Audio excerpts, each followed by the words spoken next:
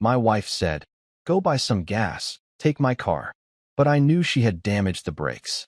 I smiled, agreed, and quietly handed the keys to her sister. That night, a knock at the door changed everything. My name's Aaron Mercer, and I used to think the most dangerous thing about my wife, Sabrina, was her credit card, because that woman could turn a quick trip to Target into a personal financial crisis. But that morning, I realized plastic wasn't the only weapon in her arsenal. She was standing at the stove like a scene from one of those cheesy 1950s commercials. Hair in a bun, apron tied neatly, pancakes on the griddle, flipping them with the kind of grace that said she was trying too hard. Sabrina doesn't cook. Correction, Sabrina shouldn't cook. The last time she made breakfast, I had to Google how to neutralize smoke alarm sound before work. So, when I came downstairs and didn't smell burnt batter, I knew something was off. The kitchen looked like it belonged in a realtor's brochure. Candles lit, flowers in a vase, table set with real napkins, not paper towels. Sabrina smiled that Stepford wife smile and said, "Good morning, honey. Pancakes are ready." I blinked. "Did you kidnap my wife?" "Blink twice if you're in danger." She rolled her eyes, flipping another perfect golden circle like she'd been training for the Pancake Olympics. "You're hilarious," she said. But there was a twitch, tiny, but it was there. Her smile didn't reach her eyes. I sat down, my instincts tingling. This woman never did nice things for free. There was always a catch, a favor, a purchase, or some elaborate emotional setup that made me feel guilty for breathing. She set the plate down in front of me and leaned on the counter, studying my reaction like a scientist waiting for a lab rat to explode. I poked the pancake with my fork. It didn't bounce. Progress.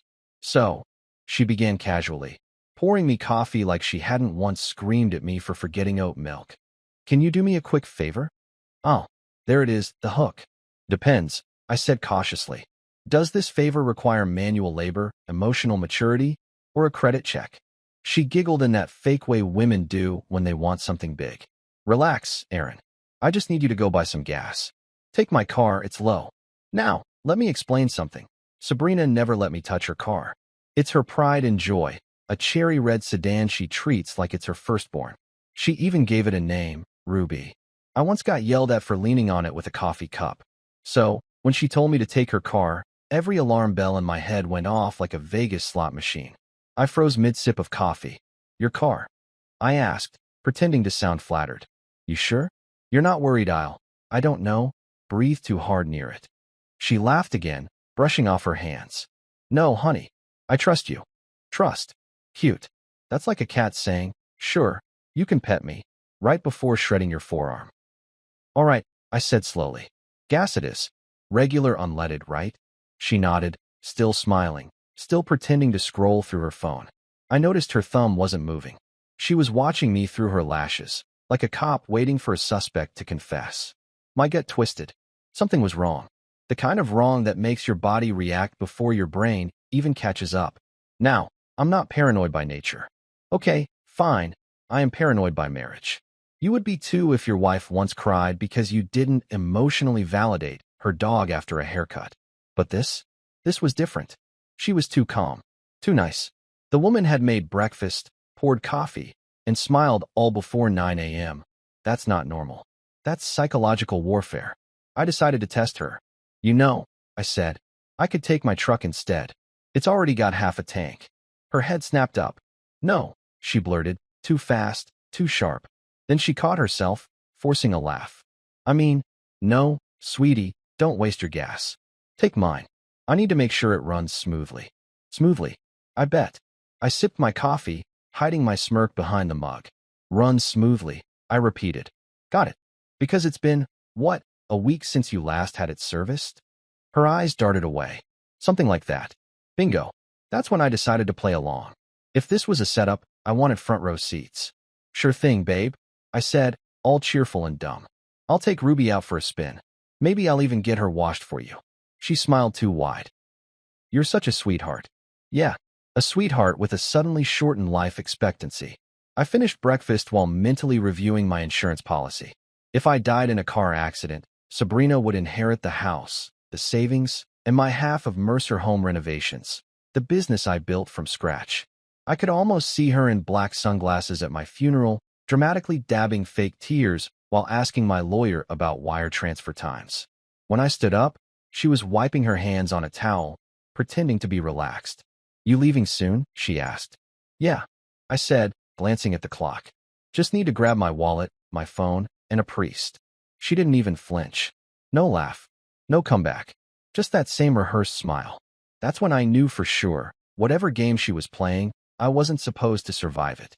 I leaned against the counter, watching her. "You okay, Sabrina? You seem tense." She blinked rapidly, then turned back to the sink. "Just tired, Aaron. I've had a lot on my mind. Anything you want to share with the class?" She chuckled under her breath. "You wouldn't understand." "Oh, honey, you'd be surprised what I understand." The silence stretched between us, thick and awkward. The kind that usually ends with one of us apologizing for something the other did. I grabbed the keys off the hook, the ones with the red crystal keychain she bought to match Ruby's aura. You know, because apparently, cars have auras now. I dangled them, forcing a grin. "All right, off to the gas station. Want me to grab anything? Maybe some honesty? Loyalty?" She gave me that blank, polite smile. The one that means, I'm thinking of murder but want to appear polite for the neighbors. "Just gas, dear," she said softly. I nodded and started for the door, but something made me glance back. She was still watching me, standing perfectly still, hands gripping the counter. No wave, no goodbye, just waiting. And that's when my internal voice screamed, "Don't get in that car." So I didn't. I walked outside, all calm and casual, and took a deep breath. Morning air, sunshine, birds chirping, the perfect background music for potential homicide. I leaned against my truck, pretending to check my phone while my mind ran through scenarios. Did she hire someone? Mess with the tires? Poison the air freshener? Hell, knowing Sabrina, she probably rigged the Bluetooth to self-destruct. I peeked back through the window. She was still there, staring. I gave a little wave and mouthed, "Be right back." Then turned the corner to the garage, quiet as possible. My curiosity had officially won. If I'd ignored that gut feeling, I might have been headline material by noon. Local man dies in freak car accident. Wife devastated, but looks great at the funeral. Instead, I crept toward the garage, the faint hum of her voice drifting through the half-open door. And that's when I heard it, her whispering, laughing softly. Not to herself, to someone. And that's where the calm broke. My heart pounded so loud I could hear it in my throat. My brain said, "Walk away." My ego said, "Hell no." Because one thing about me, I don't do well with suspense, especially when I'm the potential dead guy in the story. So I leaned closer to the garage door, my hand hovering over the handle, breath held. Her voice floated through the air, smooth and sweet as honey laced with arsenic. "Yeah, I told him to take my car. He'll be gone soon." A pause, then a faint chuckle from the other end of her phone call. My blood ran cold. See, in marriage, you expect a lot. Arguments, bills, passive-aggressive texts, but you never expect to eavesdrop on your own murder preview. And that's the moment I realized. This wasn't just breakfast. It was an audition for my obituary. So I did what any sane man would do. I walked back into that kitchen, forced a smile, and pretended like I didn't just hear the woman I married plotting my early retirement from life. She looked up and smiled again, sweet as sugar. "Forget something?" "Yeah," I said, voice steady, heart screaming. "My common sense." She laughed lightly, still so sure she was in control. But in my head, a switch had flipped. I wasn't the clueless husband anymore. I was the guy about to rewrite the ending of her little story. I grabbed my jacket, pocketed my phone, and said casually, "Don't wait up, babe. Might take a while." She winked. "Take your time." I walked out the door, smile plastered on my face, and whispered under my breath, "Oh, I will." Because if Sabrina thought she'd scripted the perfect morning setup, she clearly forgot I'm the kind of man who reads ahead. After breakfast, I told myself I was just being paranoid.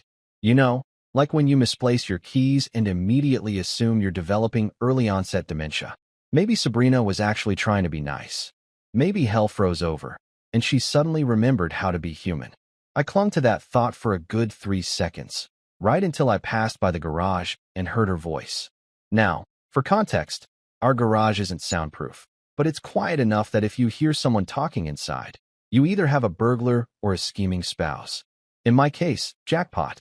The door was slightly open, sunlight slipping through the gap. I took a cautious step closer, holding my half-empty coffee mug like it could deflect bullets.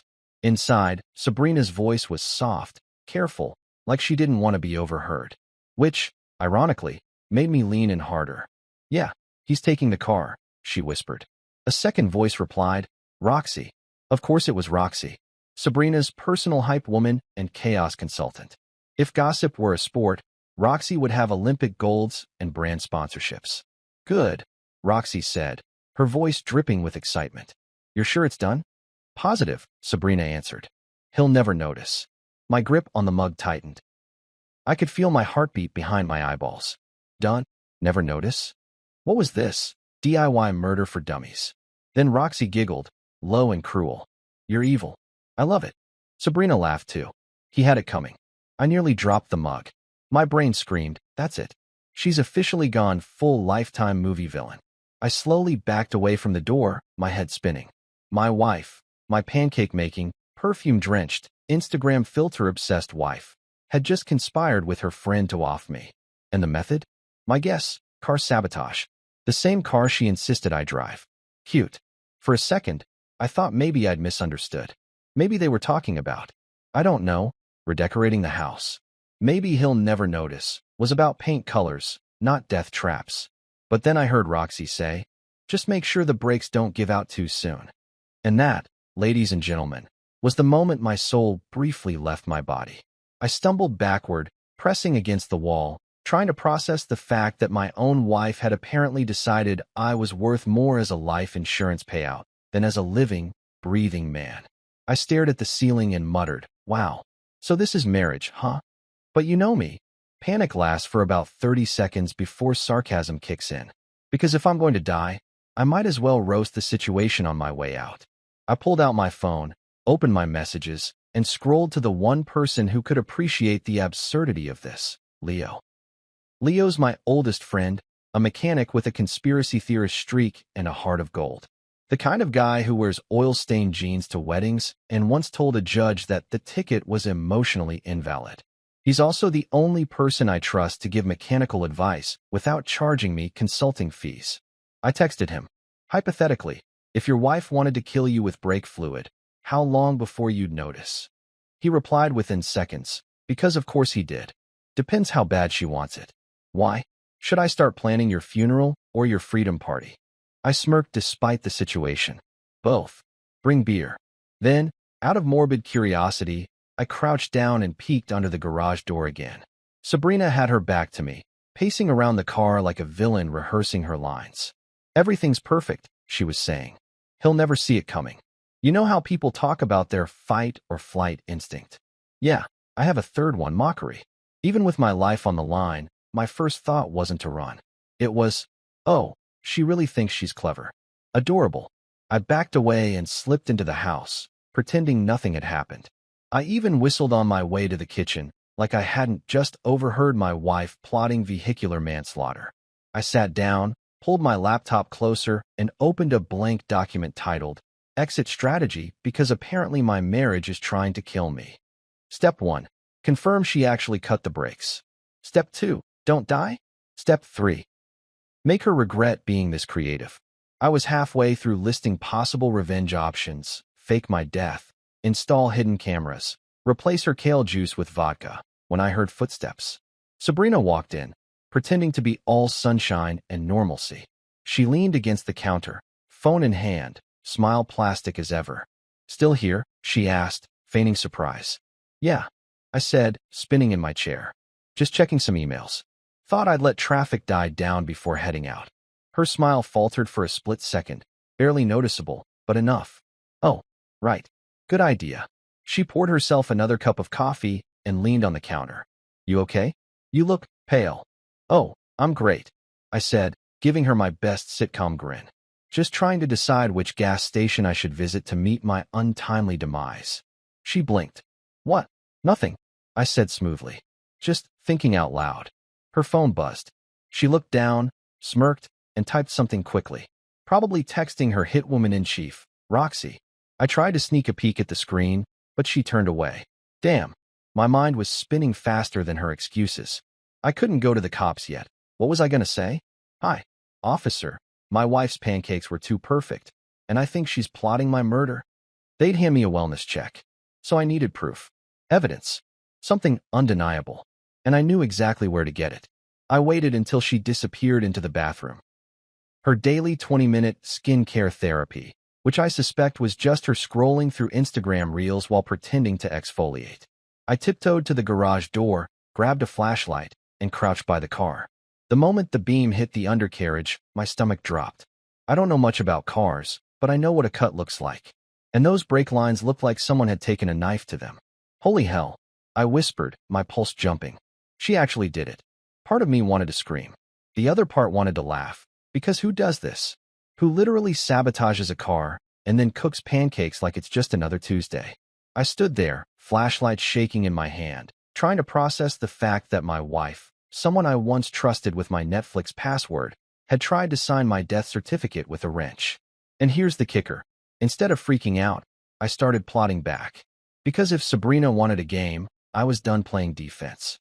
I turned off the flashlight, backed away, and closed the garage door silently. Back inside, I checked my phone, one unread text from Leo.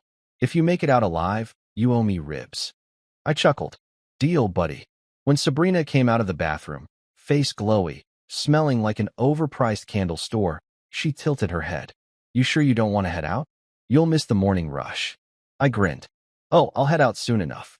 She nodded, satisfied, and walked off humming. Meanwhile, I was mentally drafting the most petty, poetic revenge plan in history. Because let's face it, if my wife wanted me dead, the least I could do was make sure she lived to regret it. I started pacing the kitchen, my mind spinning faster than a slot machine. There were two possible outcomes. I go to the police and hope they believe me, or I outplay her using her own script. And if there's one thing I've learned from 5 years of marriage, it's that Sabrina hates being outsmarted. I opened my notes app and wrote, Step 4. Make her think her plan worked, until it doesn't. That's when the sound of her phone ringing pulled me back. She picked up instantly, her voice low. Hey, Roxy. Yeah, he's still here. No, I don't think he suspects anything. I wanted to laugh so badly. If only she knew. She continued. Once he leaves, it's all set. He'll be out on the highway within 15 minutes. You know how steep that curve is near Briar Hill? Yeah, he'll lose control. Oh, my God. Not only was she trying to kill me, but she'd also planned the scene. She'd picked the perfect road, curvy, isolated, with just enough plausible deniability. I almost wanted to applaud her commitment. Almost. I pulled out my phone and hit record, capturing her entire conversation through the crack in the door. The cherry on top? Her saying, he deserves it, after everything he's put me through. Everything I've put her through? Lady, I let you name my Wi-Fi network after your cat. When she finally hung up, I quietly stepped back, adrenaline pumping. I had everything I needed, proof, motive, and a growing desire to make this woman wish she'd married literally anyone else. I leaned against the wall, exhaled slowly, and muttered, All right, sweetheart, game on. Because one thing about me, I may not be the smartest man alive, but when it comes to pettiness, I'm undefeated. And by the time she found out her little break trick backfired, she'd realize she was the one who should have checked her safety first. I walked back into the kitchen like I hadn't just overheard my own death sentence. Sabrina was there, leaning against the counter, all teeth and perfect posture, the kind of smile that can stop a man's heart. You leaving soon? She asked, syrupy sweet. Yeah, I said. In a minute. Just need to grab my wallet, my phone, and a priest. Jokes are handy when you're trying to steady your breathing. She didn't even flinch.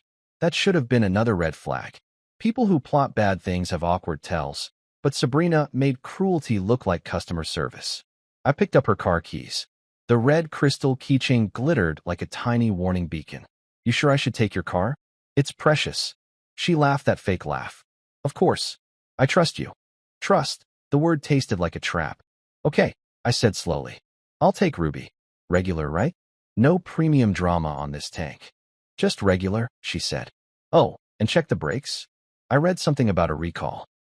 Don't want you stranded. I raised an eyebrow. What kind of recall? Steering wheel falls off or spontaneous divorce at 60 miles an hour? She blinked too fast, then smoothed. Probably nothing. I'm paranoid, okay? Paranoid. People who plan things call themselves paranoid. I slid the keys into my pocket and decided to play it cool. If I was going to be someone's murder plot, I wanted the best seat in the house. I climbed into Ruby and started the engine.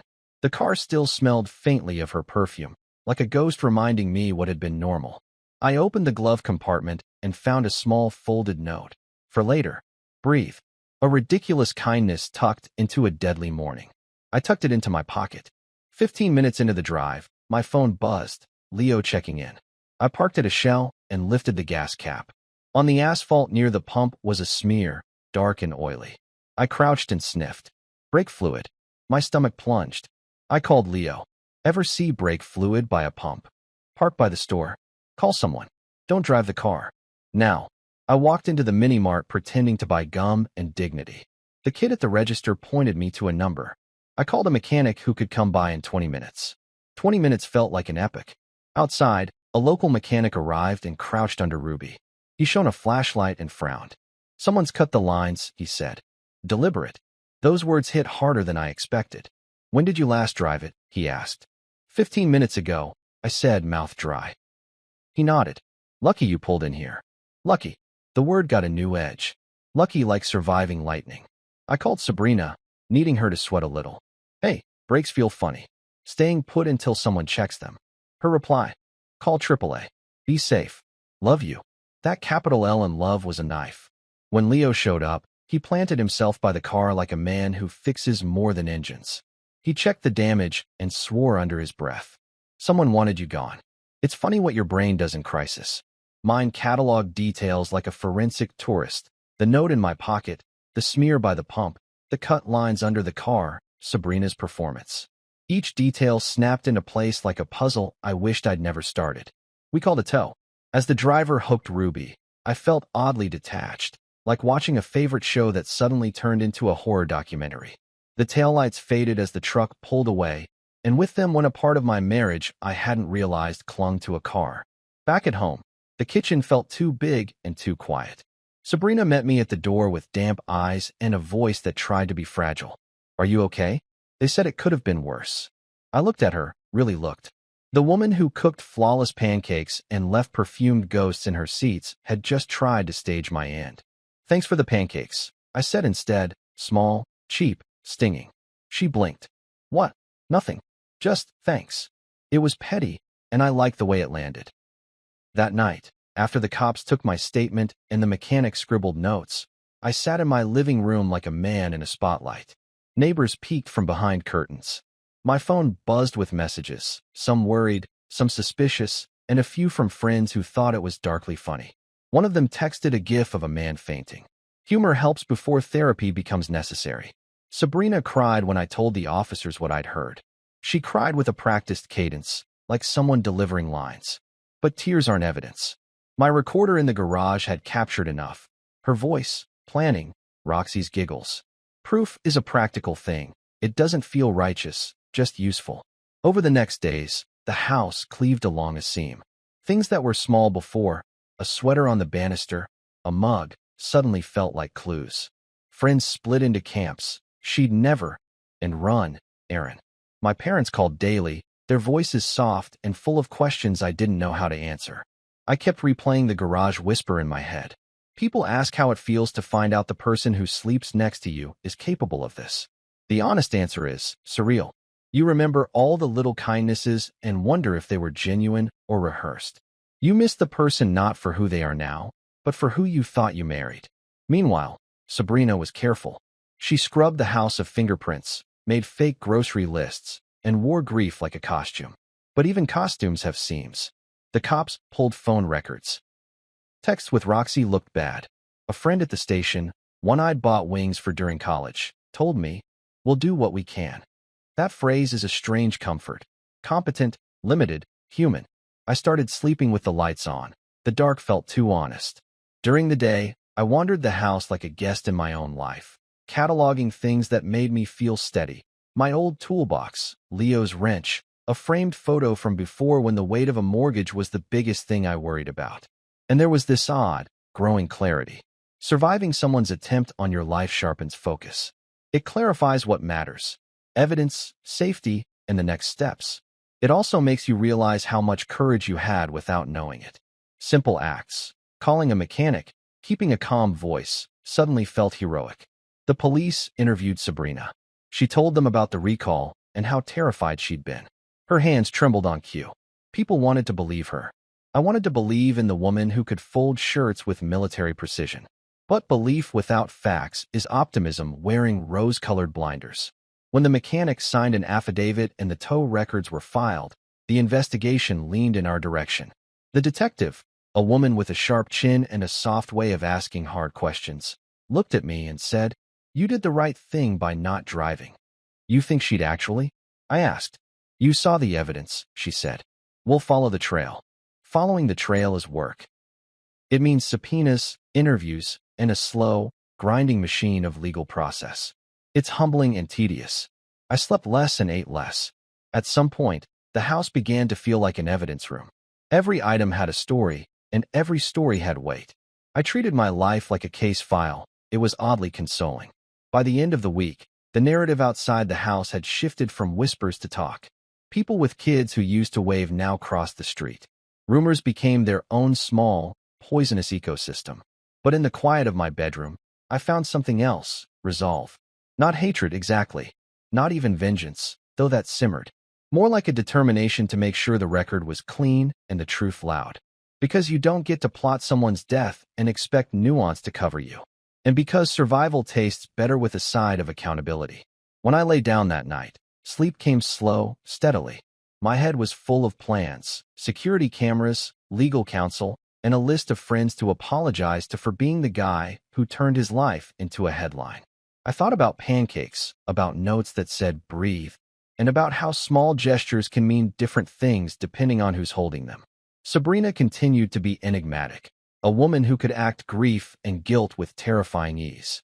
But I had recordings now and neighbors who would testify to odd behavior.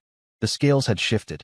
The world had a new order, evidence on one side, performance on the other. The next morning, Aaron Mercer woke up knowing a few things with unusual clarity. That he was alive, that he owed Leo ribs, and that he would not let someone else write his ending. There's a certain calm that hits you once you realize your spouse wants you dead. Not panic, not grief, just an oddly peaceful clarity. Like, well, this marriage has officially expired. Let's make it interesting. I spent that entire morning sitting at the kitchen counter, staring at Sabrina's smoothie blender and wondering how many times that thing had been used for evil. She hummed from the living room like nothing happened, scrolling on her phone, probably texting her accomplice Roxy about my soon-to-be tragic demise. That's when the spark hit me. I wasn't going to call the cops yet. I wasn't going to run. No, I was going to ruin her script. If she'd written me off as a clueless idiot husband, I'd play that role perfectly, right up until I flipped the table on her. So when her sister, Marissa, strutted into the kitchen around 10 a.m., dressed like she was about to audition for Real Housewives of Suburbia, my plan practically wrote itself. She was all pearls, yoga pants, and fake enthusiasm. "Morning, Aaron. How's my favorite brother-in-law?" "Alive," I said, taking a sip of coffee. "So, better than expected." She laughed, not realizing that sentence was more literal than she thought. Sabrina looked up from the couch, her posture stiffening like someone just hit pause on her villain arc. "Marissa, you're early," she said, tone tight. "Of course I am," Marissa said cheerfully. "I wanted to show you the photos from my yoga retreat. Look, this is me meditating next to a koi pond." I peeked. It was a pool, and the koi was probably a reflection of her ego. That's when the idea fully formed. Sabrina wanted me to take her car out for gas. Fine, but what if someone else took that honor? Someone Sabrina couldn't stand. Someone who thought every misfortune was an Instagram post waiting to happen. I smiled. "Hey, Marissa, you know what would be amazing? A little drive." Sabrina was just saying her car could use some gas. "You should take it for a spin." Sabrina froze mid-scroll. The fake calm vanished for half a second. "Aaron," she said slowly, "that's not necessary." "I can." I cut her off. "Babe, relax.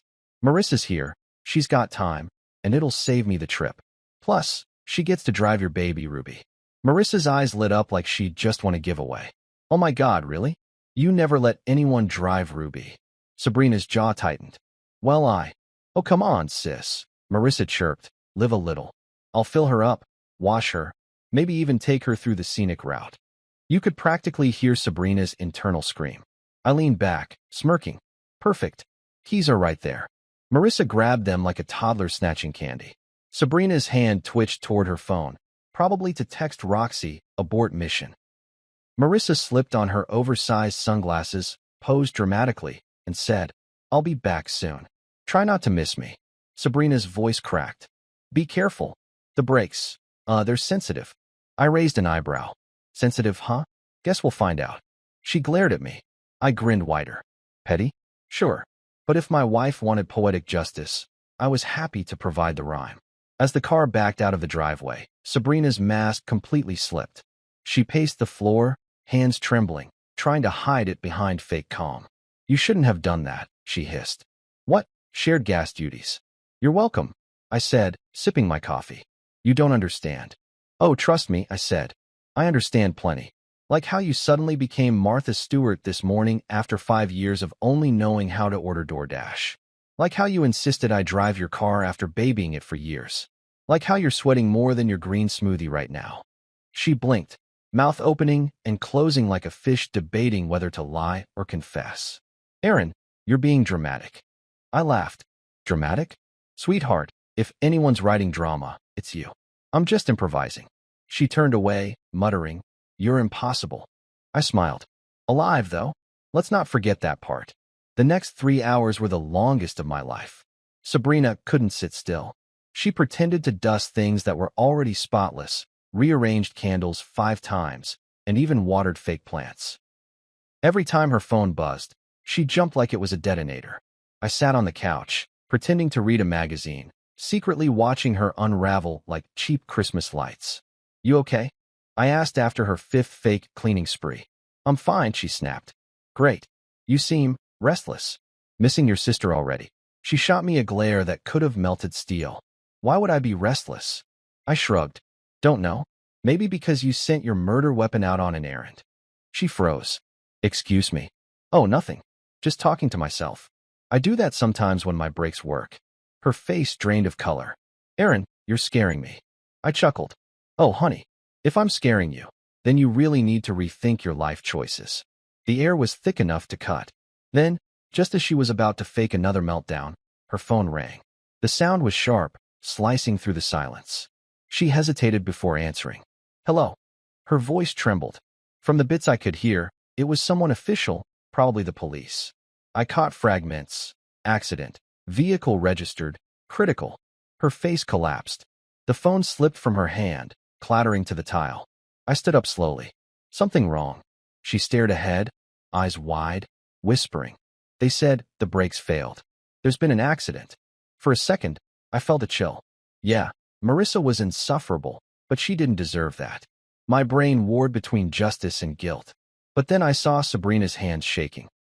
Not from grief, but from sheer panic, and the pity evaporated. I crossed my arms and said softly, You don't say. She looked at me, tears forming. Erin, this is serious. My sister, she's in the hospital. I nodded. Yeah, tragic. Can't imagine what might have caused her brakes to fail. You should really get that checked out. Her eyes widened, understanding dawning too late. You knew, she whispered. You knew about the car. I tilted my head. What can I say? I'm a careful guy. Check the garage earlier. You might want to be more discreet next time you plan a murder over speakerphone. Her jaw dropped. You recorded me? I smiled faintly. Oh, don't worry. Just a precaution. You know, for when breakfast suddenly gets too nice. She backed away, hand over her mouth. You set me up. I laughed. Set you up? Sweetheart, I saved myself. You're the one who decided sabotage was a love language. She shook her head, tears falling now. Erin, I didn't mean. I cut her off. Don't insult both our intelligences. You meant it. You planned it. You even looped Roxy in for moral support. I heard the whole thing. Honestly, I'm impressed. I didn't know you were capable of commitment. She crumpled onto the floor, sobbing, the sound echoing through the sterile kitchen. For a moment, I almost pitied her. Almost. But then I remembered the slice in the brake line, the oily patch on the concrete, the fake breakfast smile, and pity turned to resolve. I knelt beside her, lowering my voice. Here's what's going to happen, Sabrina. You're going to sit there quietly and wait for the police to call back. You'll cooperate, you'll confess, and you'll pray Marissa pulls through. Because if she doesn't, sweetheart, you won't need to fake tears anymore. She looked up, mascara streaking her cheeks. You'd really do that to me? I leaned in close. Do what? Tell the truth. For once, she had nothing to say. I stood, grabbed my coat, and headed for the door. I'll be at the station if they need me. Don't go anywhere. Though I guess that's been your specialty lately. I walked out before she could reply. Outside, the air felt heavier, colder, like the universe had exhaled. I sat on the porch steps, pulled out my phone, and texted Leo. Me. Remember how you said depends how bad she wants it? Leo, yeah. Me. Turns out bad enough. He replied instantly. You alive? Physically, yes. Emotionally? Ask me after I stop shaking. I laughed under my breath, the kind of laugh that's half relief, half hysteria. Then I looked at Sabrina's car, still missing from the driveway, and thought about karma. People always imagine karma as poetic justice, slow, elegant, cosmic. But sometimes karma's just messy. Sometimes it drives the wrong car. When the police arrived later that evening, Sabrina's sobs had turned into silence. I watched them lead her away, her wrists cuffed, her face pale and distant. For a second, I almost reached out. Then I remembered her morning smile, the one that could kill. And I realized she'd already gotten what she wanted. The performance, the tragedy, the attention. She just didn't expect to be the star and the villain. Inside, the smell of cold pancakes still lingered. I poured myself a whiskey, sat at the table, and whispered, to survival. Because in the end, the real power isn't revenge. It's walking away while the other person watches everything crumble around them. And God, did it crumble beautifully. If you ever want to experience the slowest 3 hours of your entire existence, try sitting across from your wife after you've just sabotaged her murder plan. It's not suspense. It's cosmic irony on espresso. Sabrina was pacing around the living room, rearranging pillows that were already straight, cleaning spotless counters, and pretending to watch HGTV like she wasn't waiting for a call from the Grim Reaper. I sat calmly on the couch, flipping through a magazine I wasn't reading, pretending to care about 10 ways to revive your marriage. Spoiler, number 11 was don't try to kill your spouse with faulty brakes. Every few minutes, Sabrina would glance at the clock, chew on her lip, and grab her phone again like she could will it to ring. Her eyes flicked toward the window every time a car passed. She was unraveling, and I was savoring every single thread. So, I said casually, Marissa's been gone a while, huh? Sabrina froze mid-step. Yeah, she said softly. She probably stopped for coffee. Right, I said. Or traffic. Or, brakes. Her head snapped toward me. What? I smiled.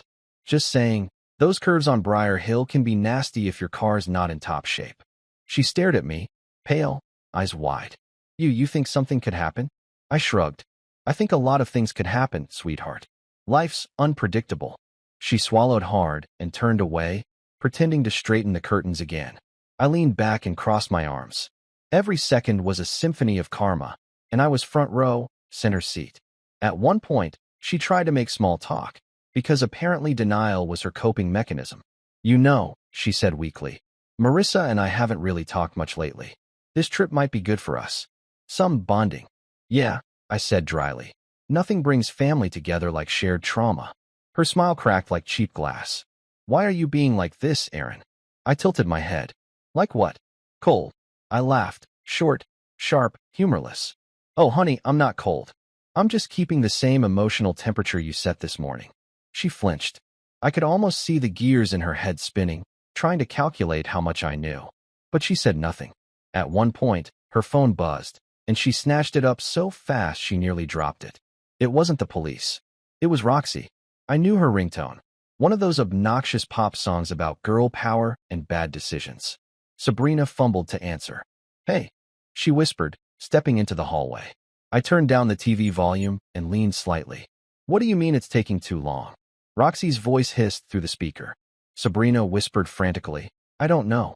She should have been back by now. Did you make sure the line was? Yes. I checked twice. Sabrina's voice cracked. I leaned back, heart pounding. She'd checked twice. It was a miracle I was still alive. Relax, Roxy said. Maybe traffic. Sabrina exhaled shakily. Yeah, maybe. I stood, walked quietly to the kitchen, and made a loud show of opening the fridge.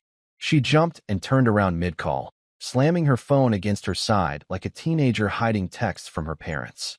Everything okay? I asked, smiling. Yeah, she said too quickly. Just Roxy asking about dinner plans. You mean her usual plans, wine, gossip, and felony conspiracy. Her face drained again. You're not funny. Actually, I said, pouring myself a glass of water. I'm hilarious. You're just in a bad mood because your murder plot got complicated. Her lips parted, but no words came out. She just stared at me like I'd read her diary aloud. Before she could reply, her phone rang again, but this time, it wasn't Roxy. The ringtone was shorter, sharper. Official. She answered slowly. Hello. I didn't need to hear the words. I saw it in her eyes. The moment, everything caved in. The color drained from her face. Her knees buckled slightly. What? Oh my God. No. No, please. I walked closer, pretending to be concerned. What's wrong? She dropped the phone, hands trembling. They said, there's been an accident. I froze. My chest tightened, even though I'd seen this coming. What kind of accident? She looked at me, tears brimming. The brakes. They said the brakes failed. For a moment, the room was silent except for the ticking clock on the wall. I stared at her, trying to gauge if this was guilt, fear, or the shock of her own karma boomeranging back. Maybe all three. I leaned against the counter, arms crossed. You don't say. She looked up, confusion flickering through her tears. What? Just, life's funny, huh? I said lightly. You plan something one way, and it just takes another turn. Literally. Her mouth fell open. Aaron, stop. My sister could be dead. I interrupted. Yeah, that would be tragic. You must feel so responsible. She shook her head. Don't do this. Oh, come on, I said. We're past pretending, aren't we? You wanted me in that car. You sent me. And now your sister's the one paying for your little science project. She stumbled backward.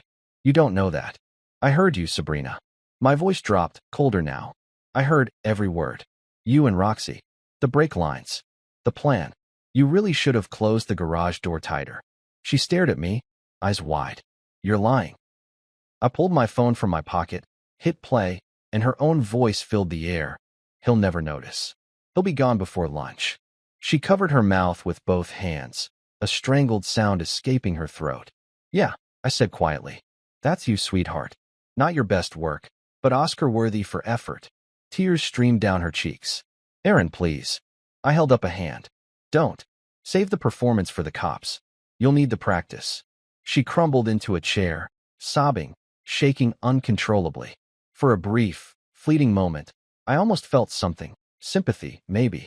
But then I remembered how close I'd come to being roadkill because of the woman sitting in front of me. The silence between us was thick, broken only by her muffled cries. I poured myself another drink, sat across from her, and watched her fall apart. Why? I finally asked. Why go that far? You could have just filed for divorce. Or I don't know, thrown a vase, like a normal person. She hiccuped through her tears. You stopped loving me. I laughed, bitterly. And your solution was murder? She slammed her fist on the table. You made me feel invisible, Aaron. You were always working, always distracted. I wanted out, but I couldn't. You'd take everything. So your grand plan was to take me instead. She glared through her tears. You don't get it. Oh, I get it, I said. You wanted a payout without paperwork. Well, congrats. Looks like you got a crime scene instead. Before she could answer, her phone rang again. She flinched like it was a gunshot. I glanced at the screen, unknown caller. She hesitated, then answered. Mrs. Mercer? The voice on the other end was calm, official. This is Officer Harlan with the county police. There's been an accident involving your vehicle. Sabrina's knuckles whitened around the phone. Is she okay? The pause was heavy. Then, your sister's in critical condition. She's being transported to St. Mary's Hospital now. Sabrina's scream tore through the room. She dropped the phone, clutching her face. I closed my eyes and whispered. Life really breaks your heart sometimes, huh? Yeah, it was dark humor. Yeah, it was cruel. But damn it, I earned that line. When she finally calmed enough to breathe, she turned toward me, broken and shaking. What are you going to do? I looked at her for a long moment, then said quietly, Exactly what you tried to do to me. In this. I picked up my phone, dialed a number, and stepped outside as she sobbed into her hands. The air was cold, sharp, and clean. I called the police station directly. "This is Aaron Mercer," I said.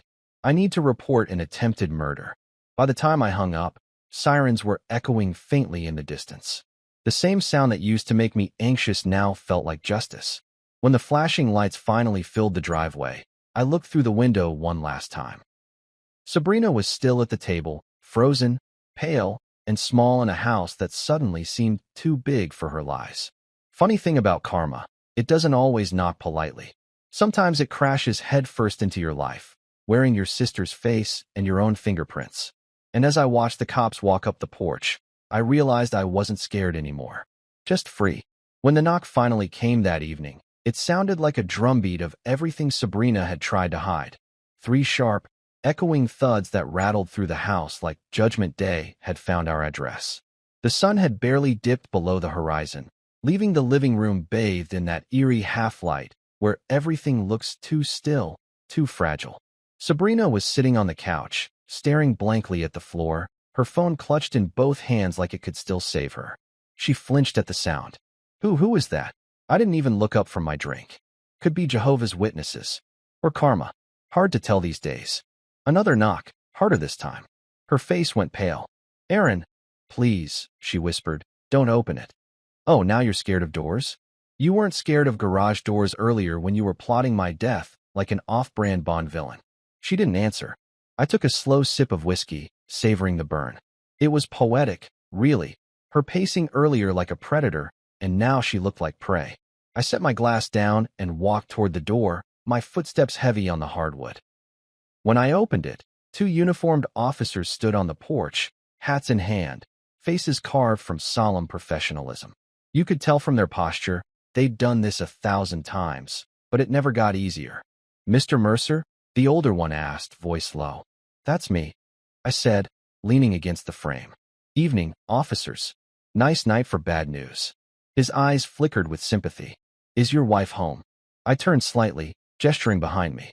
"Yeah, she's on the couch." Where all masterminds go to reflect. Sabrina stood up slowly, hands trembling. "What's going on?" The younger officer shifted awkwardly, glancing at his partner. "Mrs. Mercer," he said, removing his hat. "There was a car accident this afternoon. The vehicle was registered in your name." Sabrina's voice cracked. "My sister?" The officer hesitated, then nodded. "She's in critical condition. They're doing everything they can." Sabrina crumbled like wet paper. Her knees gave out, and she sank onto the couch, covering her mouth as sobs ripped through her. The older cop stepped forward, voice gentle but firm. "Ma'am, I know this is difficult, but we'll need you to come down to the station later for a statement. Standard procedure." I rested my hand on her shoulder. "Sweetheart, life really breaks your heart sometimes, huh?" One officer gave me a look that said, "Sir, please don't." The other fought the tiniest smirk before composing himself. Sabrina turned toward me, mascara bleeding down her cheeks, eyes wild with grief. Or guilt, maybe both. "You think this is funny?" I raised my eyebrows. "You tried to kill me, and your sister ended up in the hospital. I don't think it's funny. I think it's ironic. Alanis Morissette would write a song about you." Her mouth opened, but no words came out. Just gasps between sobs. The older officer cleared his throat. "We'll need to inspect the car, ma'am. It's currently impounded. Once we've gone through the mechanical assessment, we'll update you." I couldn't resist. "Oh, they'll find something all right. Probably some creative handiwork on the brake lines." The younger one shot me a sharp look. "Sir, that's not helpful." "Oh, I'm sorry," I said. "You're right. Let's all pretend she didn't nearly audition me for an obituary." Sabrina let out a strangled cry. "Aaron, stop it. Please." The officers exchanged a glance, clearly sensing the tension that could fill a reality show season. The older one gently placed a card on the coffee table. "We'll be in touch, Mrs. Mercer. Try to rest." "Rest?" I said with a snort. "Yeah, that'll be easy. Just count brake lines instead of sheep." When they left, the silence was suffocating. The only sound was Sabrina's shallow breathing and the faint ticking of the wall clock. She looked at me like a woman teetering between denial and collapse. "I didn't mean for this to happen," she whispered.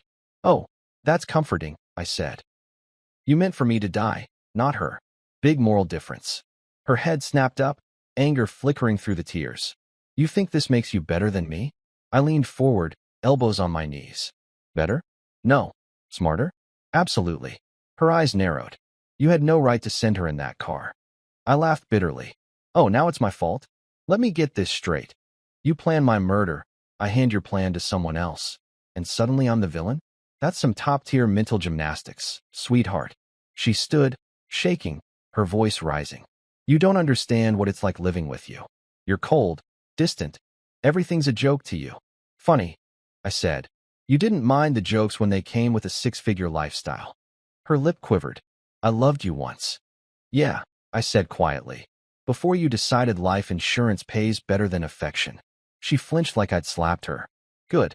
Words were my only weapons now, and I was done playing defenseless. For the next hour, she sat in silence, staring out the window like she expected her sister to walk up the driveway any second. I poured another drink and watched her through the reflection in the glass. You know what's crazy? I said finally. You almost got away with it. If I hadn't overheard that phone call, you'd be making lasagna for my memorial right now. Her shoulders shook. Stop. You picked the perfect plan, I continued, relentless now. Accident. No blood. No mess. Just a tragic husband gone too soon. People would have felt so bad for you. Roxy would have thrown you a sympathy brunch. She spun around, eyes blazing. I said stop. I stood up, slamming my glass on the counter. Why? Because the truth hurts more than the impact would have. For a long moment, neither of us said a word. The weight of everything hung heavy between us. The lies, the plans, the twist of fate that had flipped her scheme upside down. Finally, she whispered, I didn't want her to die. I nodded slowly. Neither did I. Then, softer, but I didn't want to die either. Tears streamed freely down her face now, guilt written in every line. For a flicker of a moment, she looked human again, not the manipulative, calculating woman who'd plotted my end, but just broken. And God help me, part of me still cared. That's the curse of love. You can't fully unfeel it. Even after betrayal turns it to ash. But sympathy doesn't erase consequences. I walked toward the door, grabbing my jacket. Where are you going? She asked, voice cracking. To the station, I said. They'll want my version of events too. She rose unsteadily. Aaron, please, don't tell them everything. I turned back, eyes cold. Everything? You mean the part where you cut my brakes, or the part where your sister took my place? She stepped forward, desperate now. I didn't mean. I raised a hand. Save it. You meant every bit of it until it backfired. She stood frozen as I walked out the door. The night air hit me like a cleansing slap. Sharp, cold, real. The sirens from the earlier patrol had faded, leaving just the quiet hum of crickets and distant traffic. I stood by the curb, breathing in the heavy scent of rain-soaked asphalt, and for the first time in months, I felt something like peace. At the station, Officer Harlan met me at the desk. Mr. Mercer, he said, nodding. Rough night. You could say that, I replied. I'm ready to make a statement. In the small interview room, I told them everything. The breakfast, the garage whisper, the phone call, the switch with Marissa. I played the recording on my phone, and the officers listened in silence. When it ended, Harlan leaned back, exhaling. Well, he said slowly, that explains a lot. The mechanic confirmed the brake line was deliberately tampered with. We'll be bringing your wife in for questioning tonight. Good, I said.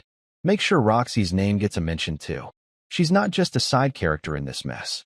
He nodded, jotting down notes. You've been through hell, Mr. Mercer. I smirked. Nah, hell's better organized. When I got back home, the lights were still on. Sabrina was gone.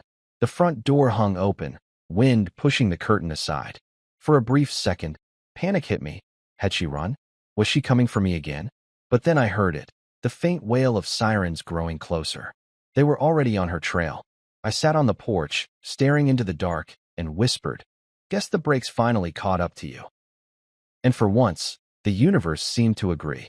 When the cops left that night, the silence in the house hit like a crash, louder than the sirens, sharper than any words we'd exchanged. Sabrina sat on the couch, staring at nothing, her hands still trembling. Her once perfect manicure was chipped, her lipstick smeared. If you'd show me a picture of her right then, I wouldn't have recognized the woman who used to walk around this place like she owned the air. I poured myself another drink because water just wasn't going to cut it for this chapter of my life. You want one?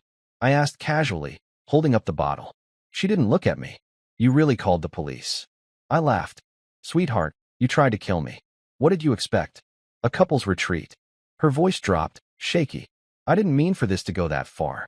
I leaned against the counter. You mean me dying? Or your sister being in critical condition? You're going to have to be more specific. She turned her head slowly, eyes glassy but cold. You think this makes you better than me, don't you? Better, I said, setting down my glass. No, just breathing. That's already one up on you. Her jaw clenched. For a split second, I saw it. That flicker of fury she'd hidden behind smiles for years. The same fury that probably fueled this whole mess. And that's when it clicked. This wasn't about money. It wasn't about love lost. It was about control. Sabrina hated not being the one pulling the strings. You don't get it, she said quietly. I crossed my arms. Then by all means, enlighten me. You have the floor, O queen of catastrophic decision-making. Her lip quivered, and she stood, pacing the floor like a caged animal. You stopped looking at me, Aaron. You stopped seeing me. You went to work, you came home, you checked your phone, and that was our life. I became invisible in my own marriage. I let out a long sigh. So your solution was to make sure I was permanently out of sight. Logical. Don't mock me, she snapped, spinning toward me.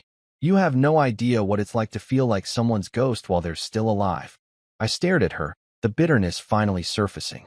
You married a man, not a movie audience. You want applause? Go find a stage. That hit her. Her face fell, the fire dimming for a second. Then she whispered, I just wanted my life back. I picked up my drink again. Congratulations. You've officially ruined everyone else's along the way. She sank back onto the couch, curling into herself. For a few long minutes, neither of us said a word. The only sound was the faint ticking of the clock, marking every second of our crumbling marriage. Finally, I said, so what happens now? She looked up, dazed. What do you mean? I mean, what's your next move? You can't cry your way out of this one. The cops have your car, your fingerprints, your voice on my recording. Hell, even Roxy's dumb self is probably panicking right now and texting you apologies with heart emojis. Her eyes flickered with something, a hint of fear. Roxy doesn't know everything. I laughed darkly. Oh, I bet she will by morning. That woman would sell your story to TMZ for a free bottle of Chardonnay. She didn't answer. I could see it, the cracks spreading across her facade, piece by piece. Her breathing got shallow. Her shoulders slumped. She was finally realizing she wasn't just unlucky. She was caught. You know, I said after a while, it's funny. You spent so long pretending to be perfect. Perfect wife, perfect house, perfect hair. But the thing about masks? They get heavy. And eventually, they slip. Her voice came out hoarse. You think you know me, but you don't. Oh, I know you, I said. I just didn't want to admit it. You're the kind of person who confuses attention with affection. Who mistakes comfort for love. You don't want a husband. You want an audience. She glared at me, tears streaming now. You think this is all my fault. I raised my glass. I think it's impressive you managed to get to attempted homicide without taking a moment to self-reflect. Really groundbreaking work. She shot up from the couch, eyes blazing. You're a cruel man, Aaron Mercer. And you, I said, stepping closer, are a woman who can't handle the word no. For a moment, it was pure silence. Just the hum of the refrigerator and the faint buzz of the ceiling light. Then she broke, her voice trembling. Do you ever think about how we got here? About the beginning? I frowned. What? The part where I fell for your smile before realizing it came with a subscription to chaos. She let out a dry, shaky laugh. You used to make me feel safe. Yeah, well, I said, you used to not try to kill me. We've both changed. She turned away, gripping the edge of the couch like it was the only thing keeping her upright. I loved you once. I looked at her for a long time, trying to remember the woman she was before all the lies, before the games. And maybe that was the cruelest part. Once upon a time, she really did love me. Maybe I loved her too. But whatever we had died long before she tried to make it official with a sabotaged car. Sabrina, I said quietly, you should call a lawyer. She turned back, eyes wide. You'd really let them take me away? I almost laughed. Let them? Sweetheart, I'm driving you there if I have to. Her lip trembled. You're heartless. No, I said softly. I just finally stopped being your victim. She stared at me for what felt like forever, her breathing uneven, her eyes darting between me and the door. For a second, I thought she was going to run. Maybe she thought about it too. But she didn't move. She just broke. You could almost hear it, the sound of pride shattering. When the knock came again, it was quieter this time. She jumped anyway. I didn't move. That'll be the follow-up visit, I said. They're fast these days. Her voice shook. You called them back? I shrugged. Just making sure they had all the evidence. The door creaked open, and 2 detectives stepped in, badges visible. A woman led the way, calm, professional, efficient. Mrs. Mercer, she said gently. Sabrina didn't answer. I'm Detective Lynn. We'd like to ask you a few questions about your vehicle. Her voice came out as a whisper. Can it wait until tomorrow? I'm afraid not. I stood off to the side, watching as they read her rights. She didn't fight. She didn't even speak. Just nodded numbly as the handcuffs clicked into place. Ma'am, the detective said quietly, your sister is stable, but she'll need surgery. We'll need your full cooperation to move forward. Sabrina's face twisted with something I hadn't seen before, pure regret. Stable? She whispered. Yes, the detective replied. But she's asking for your husband. Both women turned to me. I blinked. Me? She asked for Aaron Mercer by name, Detective Lynn said. Sabrina's voice cracked. Why would she? I cut in. Because she's alive, Sabrina. And apparently, the universe wanted her to have front row seats to your downfall. The detective nodded politely, leading Sabrina toward the door. We'll be in touch, Mr. Mercer. Thank you for your cooperation. As they escorted her out, she looked back one last time, eyes full of everything she never said. Fear, guilt, maybe a shred of the love we'd buried under all the lies. Then the door closed behind her. I stood there for a long moment, listening to the quiet. It was the kind of silence that feels heavy but earned. I poured myself one last drink and sat down on the couch she used to occupy every night like a queen on her throne. The cushions still smelled faintly like her perfume. I hated that I noticed. Then I laughed, soft, bitter, disbelieving. Stable, I murmured. Guess the devil doesn't get everyone on the first try. For the first time in what felt like years, I let my shoulders drop. The tension, the fear, the endless pretending, it all bled out with one long exhale. And when I finally looked out the window, the night sky was clear again. Maybe fate had its own twisted sense of humor. But for once, I was on the right side of it. The morning after Sabrina's arrest started like every other morning had for the past few years. Quiet coffee, no noise, just the hum of the refrigerator and my own thoughts. But this time, there was no good morning text from her, no perfume trail wafting through the hallway, no passive-aggressive post-it on the counter reminding me to refill the Brita. The house felt emptier than ever, but not in a sad way. It was like I'd just vacuumed out a ghost. I sat at the kitchen table with the blinds half open, watching the sunlight hit her abandoned smoothie blender. Funny how one day you're married to someone, and the next, their possessions look like museum exhibits. This was the murder weapon of choice, I muttered, taking another sip of black coffee. Around 9 a.m., there was a soft knock at the door.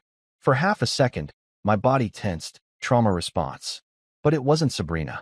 It was Detective Lynn, the calm, dark-eyed woman from the night before, holding a manila envelope and a tired smile. Morning, Mr. Mercer, she said, stepping inside when I gestured her in. Mind if I sit? Sure, I said. You want coffee? It's not poisoned. Promise. She smirked. Tempting, but no thanks. I liked her. She had that rare cop energy, firm but human. The kind that made you want to tell the truth without feeling stripped bare. She opened her folder. We finished processing the car. I nodded slowly. And, your instincts were right, she said. The brake line was deliberately cut. We found your wife's fingerprints on the cap and near the tubing. Not accidental damage, clean slice. Very deliberate. I exhaled, part relief, part disgust. I figured as much. She flipped a page, voice steady. We also got access to her phone records. There are several messages exchanged between her and a Roxy Lambert, discussing what appears to be a plan. Code words mostly, the setup, the errand, the curve. But context makes the intention clear. Yeah, I said dryly. Roxy's not exactly the subtle type. She probably thinks code words make her sound like she's in a spy movie. Lynn nodded. We're bringing Roxy in today. Your wife, meanwhile, was processed last night and placed in a holding cell pending charges. Attempted murder, conspiracy, and reckless endangerment. I rubbed my jaw, the reality still heavy. So it's official. My marriage is a case file now. She gave me a sympathetic smile. It's official, but there's more. Of course there is, I muttered. There's always more. Your sister-in-law, Marissa, she regained partial consciousness this morning. That pulled me upright. She's awake? She's weak but responsive, Lynn said. She remembers leaving your house. Said your wife was acting strange that morning, unusually insistent that you be the one to take the car. When she offered to go instead, Sabrina froze up. I nodded. That tracks. She didn't plan for her sister to volunteer as tribute. Lynn continued. Marissa said she thought Sabrina was angry, but not why. She's asked to see you. My mind flickered through 1,000 possibilities. Guilt, curiosity, maybe closure. Why me? I asked. She says she needs to talk to you before she talks to anyone else. I stared into my coffee cup, watching the ripples fade. Yeah, I said finally. I'll go. St. Mary's Hospital looked exactly like every other hospital I'd ever hated. White walls, faint smell of antiseptic and bad cafeteria coffee. I walked down the corridor, every step echoing like a reminder that none of this was supposed to happen. The nurse at the station recognized my name immediately. Mr. Mercer, right? She's been waiting for you. I followed her down the hall to room 214. The blinds were half drawn, sunlight filtering through like hesitant hope. Marissa lay there, pale but conscious, and 4 in her arm, oxygen tube snaking along her cheek. She looked like a painting of regret. When she saw me, her lips curled into a faint, weary smile. Guess I took your ride. I let out a shaky laugh. Yeah, you sure did. She coughed, grimacing. Sabrina's not answering my calls. I pulled up a chair. She won't be. She's in custody. Marissa blinked, eyes wide. Custody. I nodded. They found what she did to the brakes. For a moment, she just stared at me, her brain processing something too heavy to grasp. Then tears welled up, slow and silent. She really did it, she whispered. Yeah, I said softly. She did. I thought maybe it was an accident. Maybe her voice cracked. I defended her, Aaron. I told everyone she loved you. She loved the idea of me, I said. The version that looked good in photos and picked up the dinner tab. The real me? I was a liability. Marissa stared at her hands. I always envied you too. I thought you had everything. Yeah, I said bitterly. Turns out everything included attempted murder and poor life choices. She tried to laugh, but it came out as a weak cough. I reached over instinctively and adjusted her blanket. She gave me a grateful look that twisted something in my chest. You didn't deserve this, she said. Any of it. Neither did you, I said. You were supposed to go home, post yoga selfies, and judge my cooking like usual. Her eyes softened. You still make that awful chili? I smiled faintly. Every Sunday. Out of spite now. Silence hung between us for a moment, filled only by the hum of the machines. Then she said, she's always been complicated. You know that. But this isn't her. She's lost. She found her way to a pretty dark place, I said.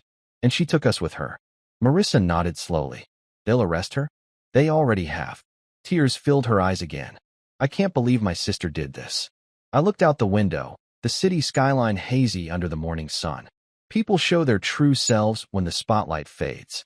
We talked for another hour, mostly small things, old family memories, fragments of what used to be normal. Before I left, she grabbed my wrist weakly. Don't let her destroy you too, she said. You survived. Don't waste that.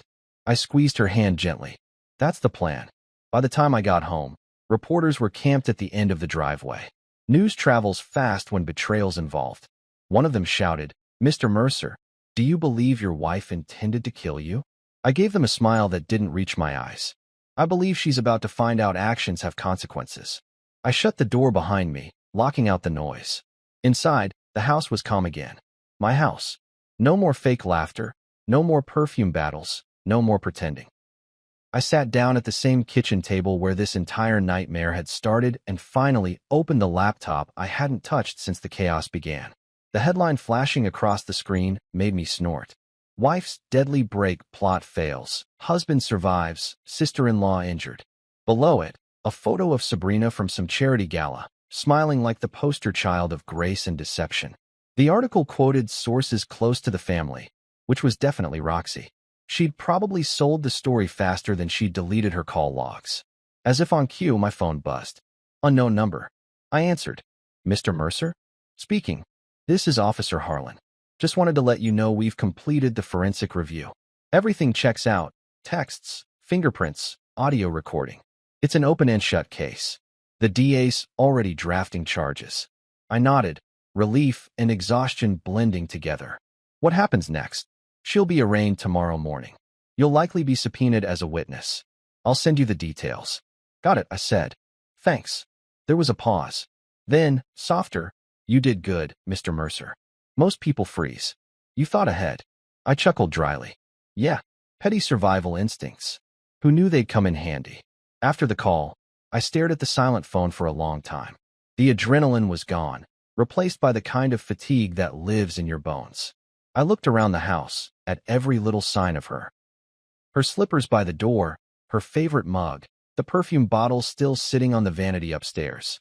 I didn't feel rage anymore. Just finality. Sometimes closure doesn't come with fireworks. Sometimes it's just the quiet realization that the person you once loved has become a headline you'll never escape.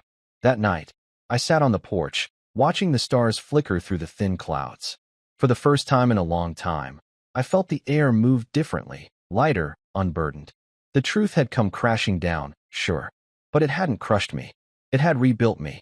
And for a man who'd been minutes away from dying behind the wheel of a rigged car, that was enough. Freedom is a weird thing.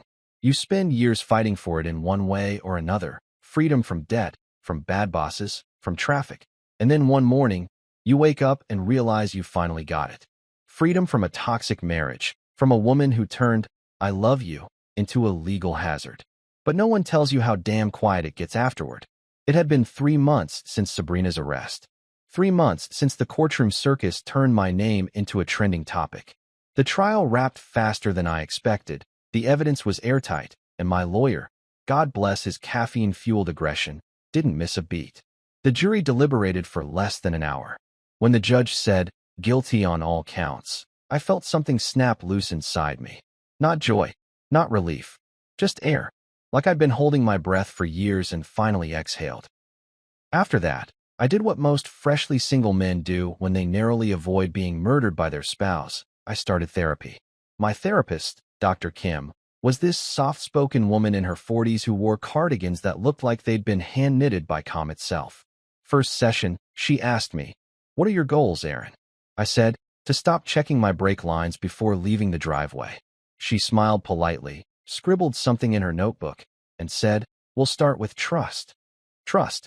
Yeah, good luck with that. She made me talk about the marriage, the manipulation, the slow burn that turned into gasoline. Every week, I sat in that beige office with its tasteful inspirational posters and overpriced tissues, spilling my guts while pretending I wasn't emotionally constipated. "You're remarkably self-aware," she told me once. "Thanks," I said. It's my favorite trauma response. Therapy helped, though. I stopped waking up expecting to find my car sabotaged. I stopped replaying the garage whisper in my head. I even started eating pancakes again, though I flipped them myself this time. Little victories. Then came the part Dr. Kim called reconnecting with joy. Translation, dating apps. Listen, I'm a 38-year-old man whose last serious relationship ended in a felony conviction. I wasn't exactly a hot commodity. But my friend Leo, the same guy who saved my life with a well-timed brake inspection, was determined to get me back in the game. "Dude," he said, waving his phone like a preacher with a Bible. "I'm setting up your profile. Women love a man with a redemption arc." "Leo," I said, "my redemption arc includes a murder trial." "Exactly. Makes you mysterious. Chicks dig mysterious." I sighed. "No one digs potential homicide victims, man." He ignored me. "What's your bio gonna say? How about, survived a toxic marriage, looking for someone who prefers brunch over sabotage?" "Delete your account," I said. But he didn't, and within a week, I was swiping through humanity's finest collection of filtered selfies and vague quotes about energy alignment. My first match was a woman named Tessa who listed her occupation as manifesting abundance. We met at a cafe downtown. She was nice enough, talkative, enthusiastic, probably harmless. But 15 minutes in, she leaned forward and said, "So, Aaron, what's your biggest fear?" I stirred my coffee. "Brake fluid." She laughed. I didn't. Date number 2 was worse. The woman, Janelle, showed up 20 minutes late, ordered the most expensive thing on the menu, and then spent the entire meal talking about her ex-boyfriend, who apparently just didn't appreciate her spontaneity. I asked what she meant by that, and she said, "Like the time I slashed his tires after he ghosted me." Check, please. By the third date, I was ready to give up on romance entirely. But Dr. Kim said, "Don't close yourself off. Connection heals." "Connection nearly killed me," I said. "Healthy connection heals," she corrected. "And you can't heal if you stay guarded forever." So I tried. I met a woman named Dana at a bookstore. Old-fashioned, right?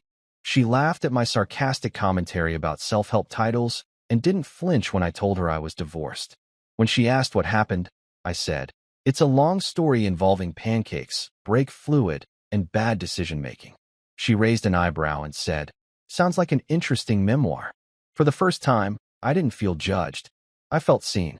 We went out a few times, dinner, a walk by the river, late-night ice cream. It was simple, easy. No drama, no secrets, no hidden agendas. Just two people figuring out if the world still had room for something real. Of course, it wasn't perfect. I still had nightmares sometimes.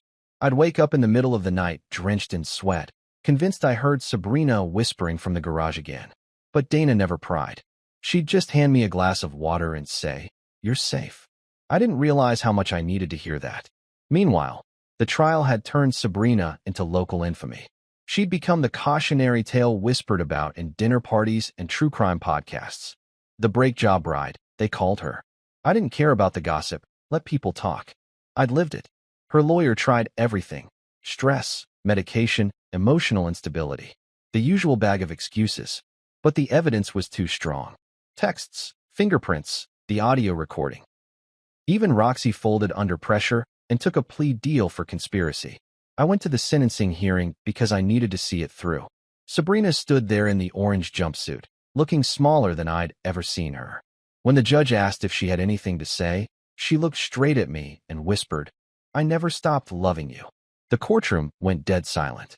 I didn't respond. I didn't even blink. Because love doesn't look like that. Love doesn't tighten a wrench around a brake line. Love doesn't hide knives and smiles. The judge sentenced her to 15 years.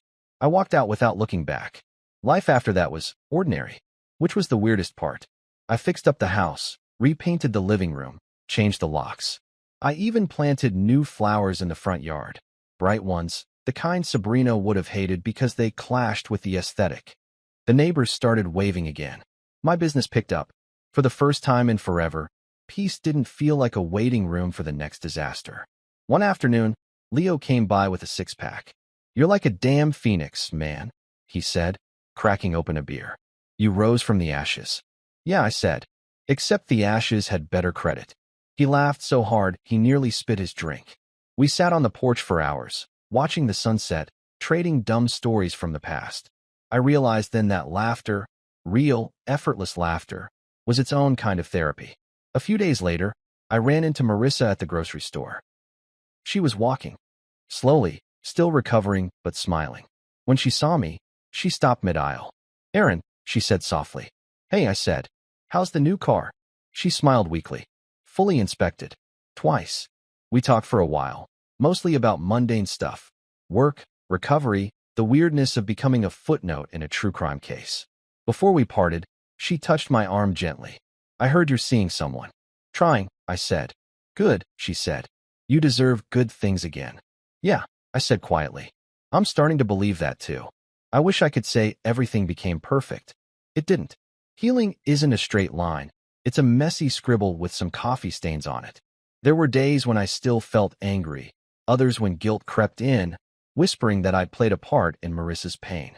But Dr. Kim kept reminding me, you can't control someone else's destruction, only how you rebuild afterward. So I rebuilt, piece by piece. I started cooking again, not survival cooking, but real cooking. Meals with color and flavor. Pancakes made a comeback too. I'd laugh every time I flipped one perfectly. Still alive, I'd mutter to myself, raising my coffee mug like a toast. And I wrote. Nothing fancy, just notes, thoughts, little paragraphs about the absurdity of survival. One day, I might even publish it. Break lines and boundaries. How to survive marriage and murder in the same lifetime. Has a nice ring to it. Dana's still around. She doesn't ask for more than I can give, and I don't promise more than I can handle. We move slow, we laugh often, and sometimes she calls me lucky. I used to hate that word, but now I kind of get it. Lucky isn't about avoiding pain. It's about surviving it and somehow finding humor in the aftermath. Lucky is sitting on your porch on a quiet evening, beer in hand, watching the sunset without wondering who's cutting your break lines. Lucky is knowing you finally stopped being the punchline in someone else's story. And as I sat there that night, the breeze soft against my face, I thought back to everything. The pancakes, the garage, the lies, the crash, and realized something I hadn't before. Survival isn't luck. It's awareness. It's choosing to stay when running would be easier, to laugh when crying feels inevitable, to live when someone else tried to write your ending. So yeah, I guess I am lucky. And for the first time in a long time, I'm okay with that. There's something about nighttime knocks that stirs old ghosts. You can spend months healing, laughing again, sleeping like a normal person, and then 3 sharp knocks at your door, and every nerve in your body goes back on high alert. It had been nearly a year since Sabrina's sentencing. My life had finally begun to resemble something close to normal. Quiet mornings, a business that was back on track, and a girlfriend who didn't need to check my phone to know I was loyal. But that night, the knock was back. 3 soft but certain taps. I froze mid-sip of coffee, that same old adrenaline rushing through me like a flash flood. Really, I muttered to myself. We're doing this again. The house was dim, just the low glow from the kitchen lights spilling across the floor. I set my mug down and walked toward the door, half expecting some nosy reporter or a neighbor selling fundraisers for their kid's soccer team. But when I opened it, it wasn't either of those. Standing there was a young woman in scrubs, maybe mid-20s, holding a small white envelope in her hand. Her eyes were kind, but heavy with the look of someone who's been carrying other people's news all day. "Mr. Mercer?" she asked softly. "That depends," I said. "Are you here to serve papers or deliver pizza?" A faint smile ghosted across her lips. "Neither. I'm a nurse at St. Mary's Hospital. I work in the rehabilitation ward." She hesitated, then added, "Marissa asked me to find you." My chest tightened. "Marissa?" She nodded. "She woke up fully last week. She's been asking for you every day since." I blinked. The last time I saw Marissa, she'd been pale, bandaged, and barely conscious. Part of me had convinced myself she wouldn't make it. The other part didn't know what I'd even say if she did. She's awake?" The nurse smiled faintly. "Very much awake. Strong, too. She said she owed you a car." That actually made me laugh. An honest, startled laugh that came from somewhere deep. "Yeah," I said, rubbing the back of my neck. "That sounds like her." She handed me the envelope. "She wrote you this. Said it's important." I took it carefully. My fingers trembled a little. The handwriting on the front was messy, rushed, Aaron written in thick black ink. I hadn't seen my name written by a Mercer woman since the divorce decree. "Thank you," I said quietly, "for bringing this." She nodded, stepping back. She said she hopes you'll come. When she left, the night was suddenly louder. Crickets, wind, the faint hum of traffic in the distance. I stood there a long time with the envelope in my hand before finally tearing it open. Inside was a folded letter. Simple, handwritten, raw. "Aaron, I don't know where to start, so I'll just start here. I'm sorry. For everything. Sabrina's gone for good, and I don't think she even understands what she did. But I do. You didn't deserve any of it. You didn't deserve her lies or my silence. I should have said something sooner. I knew she was spiraling. I just didn't think she'd go that far. The doctors say I'm lucky to be alive. I don't feel lucky. I feel guilty. Because if I hadn't taken the keys, she would have gotten what she wanted. You'd be gone, and she'd be here pretending to cry. You don't owe me anything, but I needed to see you once more before I leave town. There's something you should know, something Sabrina hid even from you. Please come. Room 412. M. I read it twice. Then I folded it and slipped it into my jacket pocket. By the time I got to St. Mary's, it was close to midnight. The corridors were dim and quiet, that sterile hospital silence broken only by the occasional beeping of machines. Room 412 was at the end of the hall, lights spilling through the half-open door. Marissa was sitting upright in bed, hair shorter now, her face thinner but somehow stronger. When she saw me, she smiled, a real one, tired but alive. "Guess I took your ride," she said again, her voice raspy but playful. I stepped inside, closing the door behind me. "Yeah, and saved my life in the process. Not a bad trait." She laughed softly. "You look better." "Therapy, coffee, and distrust," I said. "It's a solid combo." For a moment, neither of us spoke. The air between us was heavy with everything unspoken. The accident, Sabrina, the strange way fate had flipped the script. "I read your letter," I said. "You said Sabrina hid something from me." She nodded slowly, eyes lowering. "Yeah, I debated whether to tell you, but you deserve to know." I pulled up a chair. "Hit me." She reached for the drawer beside her bed and pulled out a small flash drive. "She left this in my apartment the night before she told you to take the car." I didn't know what it was at first. I thought it was something for work, but she paused, taking a shaky breath. "It's a recording. From her phone. The last conversation she had with Roxy before the plan." I frowned. "Didn't the cops already have her texts?" "This is different," she said. "She told Roxy something else. Something about you." I hesitated, then took the drive. "You listened to it?" She nodded, guilt flashing in her eyes. "Yeah, you should too. But not here. Not yet." I turned the flash drive over in my hand, trying to guess what could possibly be left to reveal. "Why didn't you tell the police?" "Because it's not about the case anymore," she said softly. "It's about closure. For you." I looked at her for a long moment. "Marissa, you almost died. You don't owe me closure." She smiled weakly. "Maybe not. But I owe you the truth." I pocketed the drive, then reached for her hand. "Thank you. For everything." She squeezed back, her grip surprisingly strong. "Promise me you'll listen to it. Then let it go. Don't let her haunt you forever." I nodded. "Deal." When I left the hospital, the night was quiet again, almost unnaturally so. The city skyline glowed in the distance, and I stood there for a long moment under the streetlight, feeling the weight of that tiny flash drive in my pocket. Back home, I poured myself a whiskey, neat, no ice. I plugged the drive into my laptop, opened the only file on it, and hit play. Static. Then Sabrina's voice, soft but sharp, cutting through like a ghost. "Roxy, stop panicking. He's not stupid, but he's predictable. That's why it'll work." "You sure, girl? You really want to go through with this?" Roxy's voice, nervous. "He thinks I'm leaving him. He said he's done, so I'll make sure he's done on my terms. He'll never see it coming." I clenched my jaw. Same venom, same arrogance. But then her voice softened, almost trembling. "He doesn't love me anymore. He used to look at me like I was the only person in the room. Now he just looks through me. I hate that version of me he made. Quiet, careful, useless. If I can't have him the way I want him, then I'll take the life we built together and burn it down." My throat tightened. There it was, the raw, pathetic core of it all. Not greed. Not even jealousy. Control. She couldn't stand losing it. Then came the part that made my stomach drop. "But here's the thing, Roxy, part of me hopes he survives. Just so he has to live with it." I paused the recording, staring blankly at the screen. My reflection stared back at me, pale and haunted. She hadn't just wanted to kill me. She'd wanted to break me, even in survival. I sat there for a long time, the whiskey burning down my throat, the house too quiet. Then I closed the laptop, took the flash drive out, and without another thought, threw it into the fireplace. The flames swallowed it whole. The next morning, I drove back to St. Mary's. Marissa was sitting by the window, sunlight catching her hair.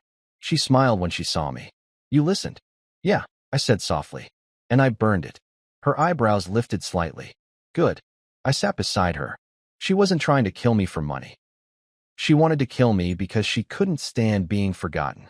Marissa nodded slowly. "That sounds like her. Guess she got what she wanted," I said quietly. "Everyone remembers her now, for all the wrong reasons." She reached over, touching my arm gently. "You don't owe her any more thought, Aaron. You lived. That's your victory." I looked at her, really looked. The bruises were fading, the scars lighter. She looked fragile but strong in a way Sabrina never was. "You saved my life," I said. "How do I repay that?" She smiled. You already did. You lived. We talked for a while longer about the weather, her recovery, my attempts at therapy, and her new plans to move out of the city. Before I left, she said something that stuck. You know, the difference between you and Sabrina is simple, she said. You build things. She destroyed them. Keep building. That line followed me all the way home. Months passed. The seasons changed. I rebuilt, literally and emotionally. I launched a small foundation for survivors of domestic manipulation, partly as therapy, partly as payback to karma. I called it the Mercer Project. People loved the name. Dana and I moved in together eventually. She never asked too many questions about the past. She just let me exist, flaws and all. Some nights, she'd catch me staring into space and just say, "You're here." That's enough. And for once it was. One evening, I found myself on the porch again. The same one where this story had begun, with whiskey in hand and the sunset painting the sky in impossible colors. For a moment, I thought about Sabrina, not with anger, not even with sadness. Just distance. She was a story I'd lived, not a life I was still trapped in. Then my phone buzzed. A text from Marissa. Got my license back. Driving again. Brakes feel perfect. I smiled. They should, I thought. I set the phone down, leaned back, and let out a long breath. The world was quiet again. And this time, it wasn't silence, it was peace.